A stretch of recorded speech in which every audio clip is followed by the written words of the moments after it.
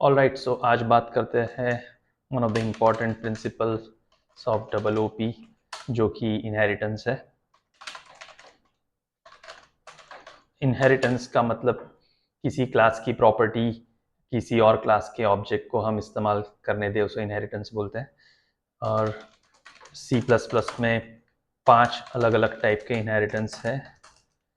अभी जो हम देख रहे हो सिंगल इनहेरिटेंस है, जो ए गोज टू बी होगा। अभी दोनों सेपरेट क्लास बनाई हमने।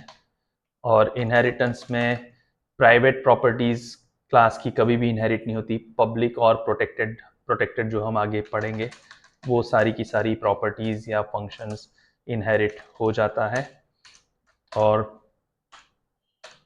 पेरेंट क्लास को हम बेस क्लास बोलते हैं और चाइल्ड क्लास को हम डिराइव क्लास बोलते हैं सी प्लस प्लस के टर्म्स में। हम एक सिंपल एक फंक्शन बनाते लिखते हैं, आई एम इन क्लास ए, क्योंकि ए के क्लास के अंदर है ये फंक्शन।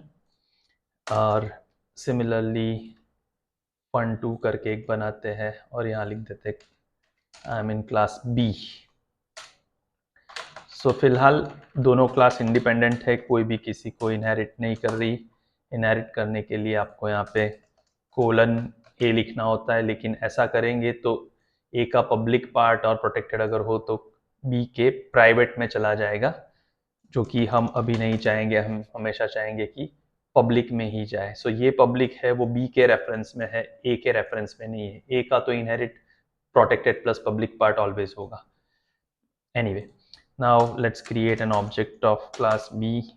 b1 डॉट fun1 हम करते हैं, जो कि एक दूसरे क्लास में है, क्लास ए के अंदर। और b1 fun2 करते हैं and then return 0। Let's test it. F9 and then F10. So as you can see, I am in class A and I am in class B आ गया। B के object से हमने A के function को, जो कि fun1 था, उससे कॉल या इन्वोक कराया, क्योंकि B इनहेरिट कर रहा था A को। अगर ये पार्ट हम नहीं लिखे तो यहीं पे हमको एरर आ जाएगी कंपाइल टाइम पे। So that is your single inheritance. Thank you.